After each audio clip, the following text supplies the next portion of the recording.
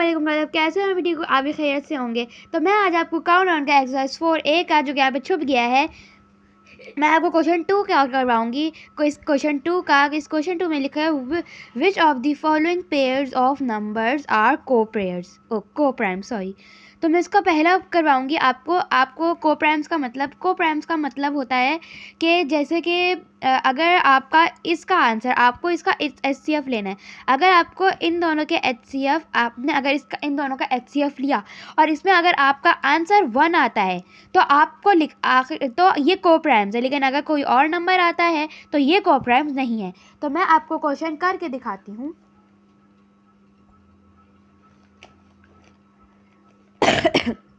Question करके दिखाती हूँ मैं यहाँ पे, ये देखें मैंने यहाँ पे 6 और 8 लिख दिया है।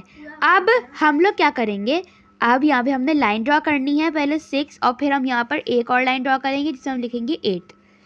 तो अब हम इसको सॉल्व करते हैं। तो जैसा कि आपको पता है कि जो ये HCF होता है ये सिर्फ 2 के टेबल से ही होता है, मतलब सबसे छोटे नंबर से शुरू होता है। अगर आप इसको 9 से करोगे या डायरेक्ट 6 से करोगे तो आपका आंसर गलत होगा, और अगर आप ये पेपर में करो या टेस्ट में करो तो आपको 0 नंबर मिलेंगे। तो मैं आपको इसका तरीका बताती हूँ।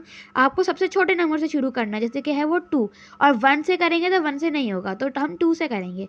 2 3 हम लोग 6 करेंगे, 2 3 6। अब 2 के टेबल में 3 आता नहीं है तो हम लोग डायरेक्ट को कर देंगे 3 1 3। देखिए हमने इसको छोटे से बड़ा किया। अगर आप इसको डायरेक्ट करते 3 फिर 2 ऐसे करते या कोई भी बड़ा नंबर पहले लिखते तो आपको ये गलत हो जाता है। लेकिन आपको सबसे पहले 2 का टेबल इस्तेमाल करना है। हो गया। अब 8 का करते हैं। 8 का करने के लिए सबसे पहले 2 4 8, 2 4 8 हो गया। अब हमने करना है इसको 2 2 4, और फिर हमारे आखिर में 2 बच गया तो हम इसको कर लेंगे 2 1 2। तो ये हमारे दोनों के दोनों सॉल्व हो गए। अब आप ये मत समझिए कि आपका हो गया और आपको नंबर मिल जाएंगे, तो अब इसमें भी आपको 0 मिलेगा क्योंकि आपने आधा किया है। अब मैं आपको दिखाती हूँ। आपने पहले यहाँ लिखना है 6 और इज इक्वल्स टू, फिर आपने लिखना है 8 इज इक्वल्स टू।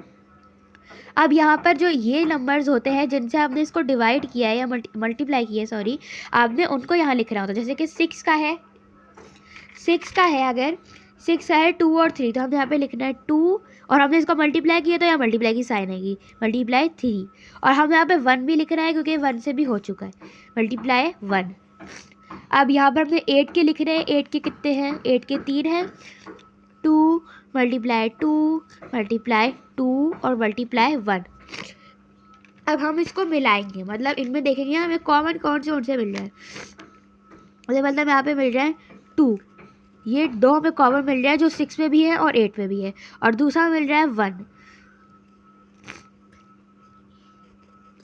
ये 2 भी हो गए हमारे, क्योंकि 6 में भी 1 आ रहा है और 8 में भी 1 आ रहा है, 8 में भी 2 आ रहा है और 6 में भी 2 आ रहा है।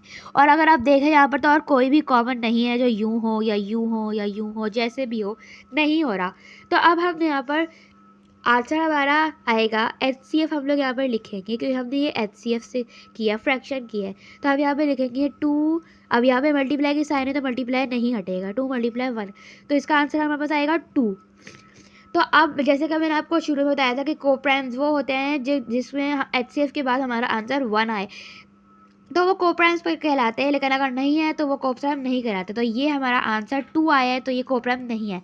तो हमारी आखिरी लाइन होगी 6 and 8, जो कि हमारा क्वेश्चन था।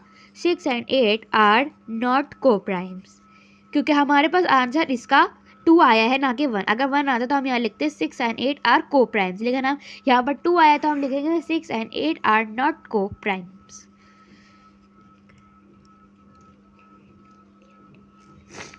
6 and 8, ओ सॉरी मैंने यहाँ पे गलती कर दी, यहाँ मैंने लिख दिया 6 and 8 and not prime, not ये नहीं आएगा। 6 and 8 आर, यहाँ पर आर आएगा, सॉरी मैंने गलती कर दी, आप भी मिस्टेक सही कर सकते हो। 6 and 8 आर नॉट को-प्राइम। तो हमारा पूरा का पूरा क्वेश्चन यहाँ पर ये सॉल्व हो चुका है। अगर आप इसको इस तरीके के अलावा और भी किसी तरीके से करते हो, जैसे कि आप अगर इसको नहीं करते इस फ्रैक्शन की लाइन को, तो अगर आप ये नहीं करोगे तो आपका नहीं ये होगा, ना ये होगा, ना ये होगा। और अगर आप इसको किसी और तरीके से करते हो तो ये शायद ही ना हो, लेकिन आप इस तरीके से देख सकते हो, मगर आंसर हमारा 2 आना चाहिए। अब ऐसा भी नहीं कि आप इसको दूसरे तरीके से करो तो आंसर 2 आए तो आप समझो कि नहीं ये तो को-प्राइम नहीं है, लेकिन ऐसा नहीं है।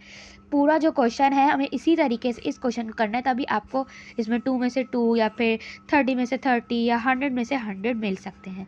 अगर आप इस तरीके से नहीं करते हो तो आपको हो सकता है कि इसको में 0 मिल जाए आपको। तो मैं आपको मिलती हूँ नेक्स्ट वीडियो में। तो आपको देख लिया कि आपने ऐसे सारे क्वेश्चंस कर लिए हैं, आपको अभी ऐसे सारे क्वेश्चंस कर लिए हैं। तो अब जैसे कि अब हमारे क्वेश्चन हो गए तो आपकी ये बाकी के क्वेश्चन भी खुद ही ऐसे ही होंगे, क्योंकि ये ऐसा भी नहीं कि इन सब में 3-3 नंबर हो। जैसे कि 6 एंड 8 था, यहाँ 13 एंड 64 है, 21 एंड 24 है, 9 एंड 16 है, 30 एंड 37 है। तो इसमें कोई ऐसा नहीं जैसे कि लिखा हो 13 64 एंड 63, ऐसा नहीं लिखा, मतलब कोई 3 डिजिट इसमें नहीं है। तो आप इस सारे इसमें 2 डिजिट है, जैसे मैंने ये आपको पहला वाला करवाया, ये पूरा का पूरा आप इसी तरीके से इस मेथड को यूज़ करें और आप अपने नंबर को काफ़ी अच्छे से रिपोर्ट कर सकते हो, इसमें इम्प्रूवमेंट ला सकते हो। तो गुड लक, और जिसके पेपर या टेस्ट आ रहे हैं तो सो गुड लक। एंड मैं आपको मिलती हूँ नेक्स्ट वीडियो में। मेरी वीडियो को करें लाइक शेयर सब्सक्राइब कमेंट। मैं आपको मिलती हूँ नेक्स्ट वीडियो में, तब तक के लिए बाय बाय।